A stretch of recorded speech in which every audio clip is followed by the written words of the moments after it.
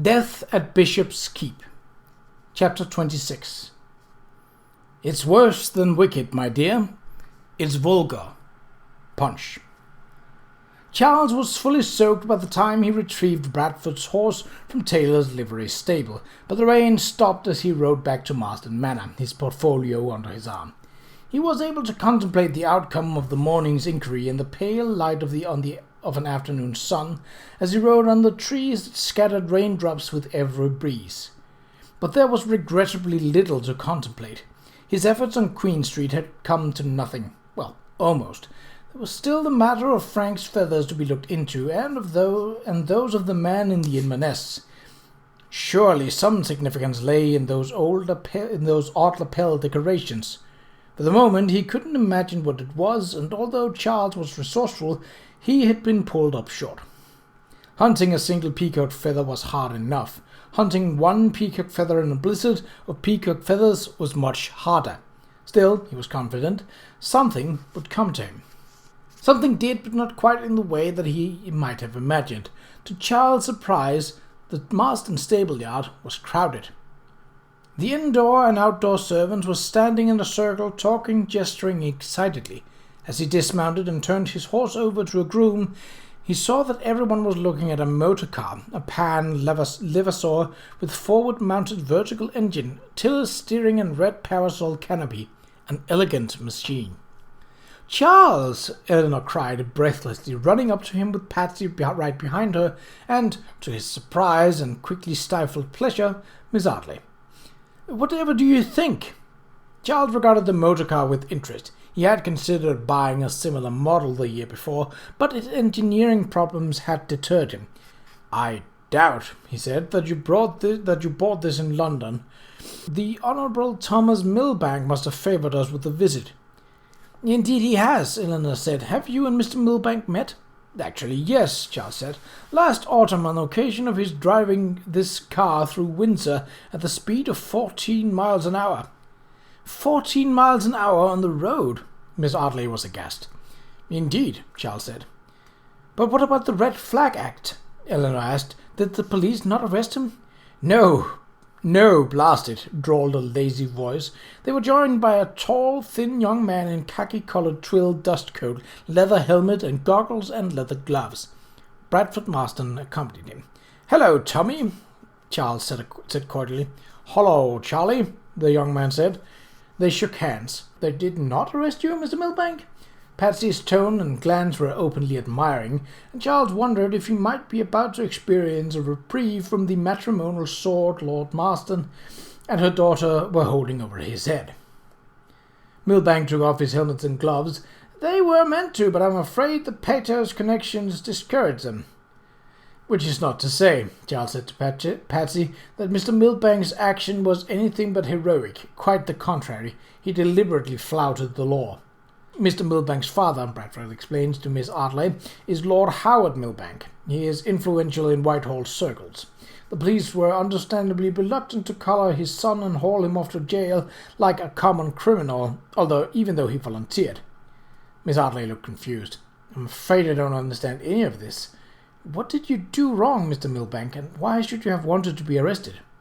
Milbank unbuttoned his dustcoat. "It is the Home Office, you see, ma'am. Rules of the road. Parliament has set a speed limit of 4 miles an hour in open country and 2 miles an hour in towns, and a man has to walk 20 yards in front carrying a red flag." "It is to ensure the citizens' safety," Patsy explained excitedly to Miss Ardley. "Motor cars go so exceedingly fast that—" "Safety be damned," Milbank said with a snort. "Begging your pardon, ma'am, it is the commercial interest, you see. The railroads, chiefly, well, they fear competition." "So Mr. Milbank has made a cause of it," Bradford told Miss Ardley. "He travels about lecturing on the promise of the combustion engine and breaking the law wherever he can." "Breaking the law?" Patsy cried wide-eyed. "How wonderfully wicked!" "Right," Bradford said empathetically. "Shouldn't wonder if he'll be arrested yet." "Shouldn't wonder," Charles agreed affably, glancing once more at Patsy. He was gratified to see the blush on her cheek as he looked at her new hero. Eleanor's eyes as well were fixed on Milbank. Miss Ardley, he saw, merely looked thoughtful. I suppose the combustion engine will make some people very rich, she observed, stepping back to look at the machine with a critical eye. Milbank and Bradford Marston exchanged glances. To be sure, Milbank said, provided that the Home Office takes the blinders off before it's too late. The Self-Propelled Traffic Association, of which I'm proud to be a member, is trying to persuade them. Bradford looked somber. What do you think of the chances, old man? Milbank shrugged. It could be worse. We could be trying to bargain with the Royal Navy. There was a commotion on the other side of the stable yard, and the lookers-on began to scramble. I demand to know the meaning of this, a voice roared, and Charles turned. It was Lord Marston, striding formidably across the yard in his riding clothes. With a look of trepidation, Bradford stepped forward. Let me present the Honourable Mr. Thomas Milbank to you, Papa. He has stopped on his way back from Cambridge to show us his... The dishonourable Mr. Milbank, Lord Marston thundered. He raised his riding crop in a threatening gesture. Sir, I'll thank you to get your bloody contraption out of my stable yard. It scared the horses and fouled the air, and there has not been a tuppence of work out of anybody since you got here. He glared at the motor car. Not only wicked, but vulgar, he muttered. But, Papa, Eleanor objected hurriedly, we've asked Mr. Milbank to stay to tea. Didn't ask me, Lord Marston snapped and stalked off. Bradford looked chagrined. Fairly sorry, old chap, he muttered. The Gov has no love for motor cars, but I didn't think you would be insulting. Not to worry, Mr. Milbank said. I'm continually being insulted. The motor car has a way of stirring men up. He buttoned up his dust coat. Should be off anyway. Dining in Colchester tonight. A friend of mine, actress, has moved there from London. You know her, Miss Farnsworth. Florence Faber she was when she was on stage. Oh, yes, Miss Ardley said unexpectedly. My aunt introduced her to her last Saturday. Quite an interesting lady. Eleanor stared, her sensibilities obviously shocked. An actress? And you found such a person interesting? Miss Ardley smiled. I did indeed. It was at her house that I met Conan Doyle, the author of Sherlock Holmes' mystery, and Oscar Wilde as well. Dear Catherine, Eleanor said with a nervous turn of her head, murder mysteries and Oscar Wilde. You constantly amaze me. He paused and seeming to reflect. But then you are American. I suppose that is the explanation. Doyle and Wilde, eh? Milbank remarked with a laugh. That's Florence Farnsworth, to be sure. She dares to be both wicked and wonderful at once, and everyone flocks to her. What a creature! What a creature indeed, Charles was thinking. The object of his attention, however, was not Tommy Milbank Farnsworth, but Miss Ardley, absorbed just now in her conversation with Eleanor. The woman at once intrigued and exasperated him.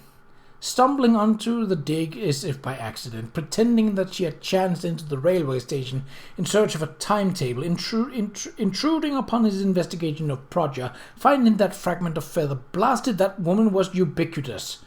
The more he thought about her, the more outrageous her behaviour seemed to him.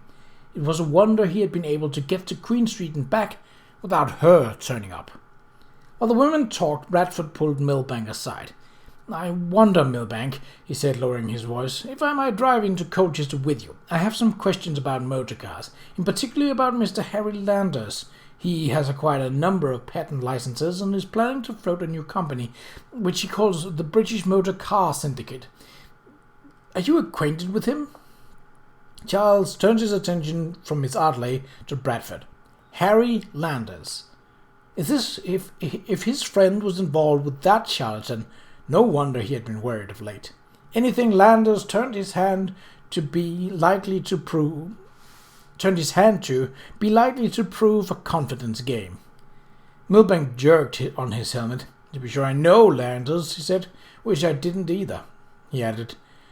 I think we had better talk, Bradford said quietly. I'll get my coat. A few minutes later, Charles watched Bradford and Tommy Milbank drive off, accompanied by the vulgar belchings of the motor, the exultant shouts of small children, and the exciting yapping of the manor dogs. Eleanor picked up the skirt of a green dress. I suppose we might as well go in to tea, she said with evident regret. Although how Papa could be so rude.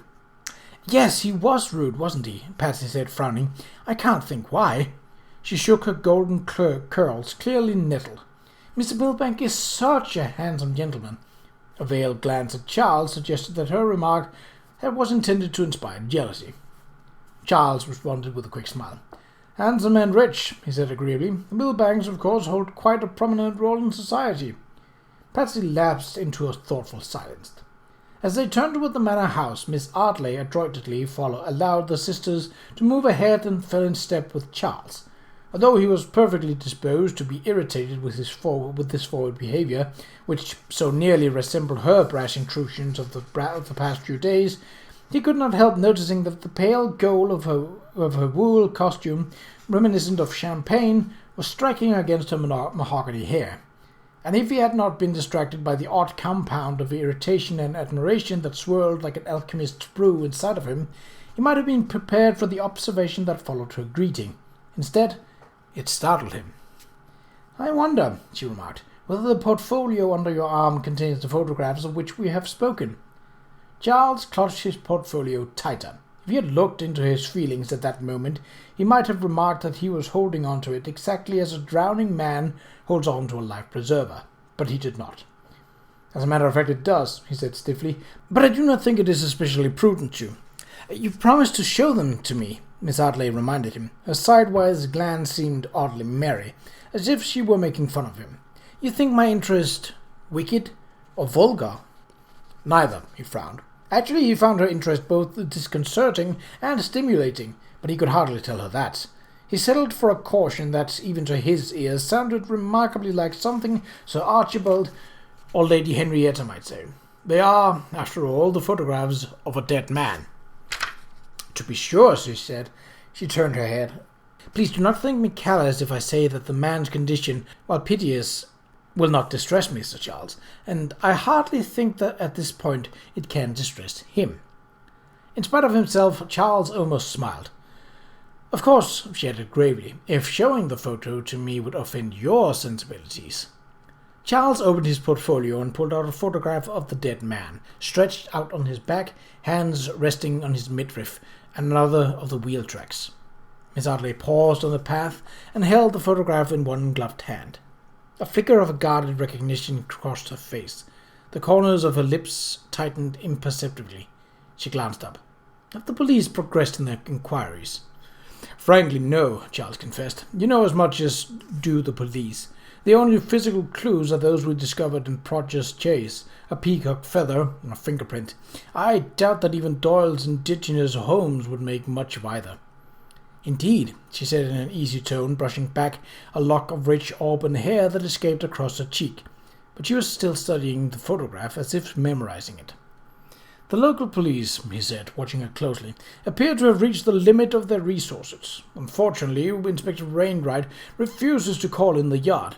I gather that he had had some sort of difficulty in the past with them." There was a moment of silence. "Have you enjoyed any success in your pursuit of the feather?" she asked. "None," Charles said, "although I have seen similar feathers in the lapels of 2 men. I plan to continue my search." "I see," Miss Ardley said, handing back the photograph. "And the ring the dead man is wearing? Does it seem to you to be significant?" "The scarab ring?" Charles realized that he had not considered the import of the ring's motif in any detailed way, interested as he had been in the problem of deciphering its inscription. "If it does," he said honestly, "I did not think to inquire into it." He turned toward her, hoping to flush out her interest with a direct question. "Do you have any particular reason for your inquiries, Miss Ardley?" She half turned away from him, and there was another silence. When she finally spoke, it was not in the answer to his question. "I have a thought, Sir Charles. I suggest that you show the photograph to Miss Florence Farnsworth in Keenan Street, Colchester. She may perhaps be of assistance to you." "Mrs. Farnsworth," Charles said. "Is that not the lady of whom Mr. Milbank spoke a moment ago?" "It is," Miss Ardley replied, and began to walk in the direction Eleanor and Patsy had taken, leaving Charles standing in the path. The finality in Miss Ardley's words made it clear that she intended to conclude the interview, and a deep frustration added itself to Charles' initial irritation and discomposure. From her reaction to the picture, he judged that she knew something about the dead man. She had even appeared to recognize him, or something about him. Charles frowned. What did Miss Ardley know? And how did she know it?